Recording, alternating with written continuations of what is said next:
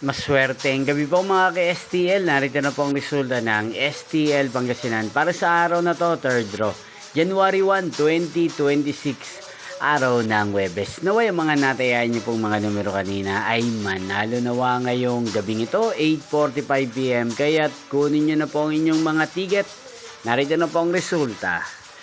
Ang mga numerong nanalo sa STL Pangasinan ngayong gabing ito, January 1, 2026, 8:45 PM, third draw. Result 1 at 28 in exact order. Again, 1 at 28.